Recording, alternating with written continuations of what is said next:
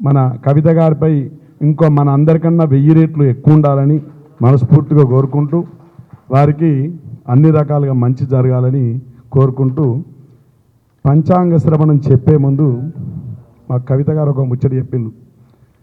అంతటా పంచాంగ శ్రవణం చెప్తారు కానీ ఎవరికి వాళ్ళను పొగుడుతారు.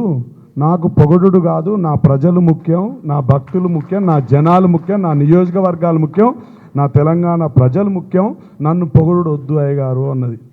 కానీ మేము పొగుడుతలేం, ఉన్నది ఉన్నట్టే చెప్తున్నాం. ఎందుకంటే వారి సహృదయానికి నిజంగా ధన్యవాదాలు. ఎందుకంటే ఎవరైనా నన్ను ఎంతసేపు పొగుడుతారు అని చూస్తారు, నన్ను ఇంకా పొగుడుతలేరు అని చూస్తారు. కానీ నన్ను పొగుడొద్దు, నా కార్యకర్తలు మంచిగా ఉండాలి, నా రాష్ట్ర ప్రజలు మంచిగా ఉండాలి, నేను మంచిగా ఉండాలి, నన్ను ద్వేషించేటోళ్ళు కూడా మంచిగా ఉండాలి. వాళ్ళని శత్రువుగా చూస్తున్నారు, నన్ను ద్వేషించేటోళ్ళు కూడా మంచిగా ఉండాలి, ఈ రాష్ట్రం బాగుండాలి అని కోరుకునే ఏకైక వ్యక్తి ఎవరైనా ఉన్నారా?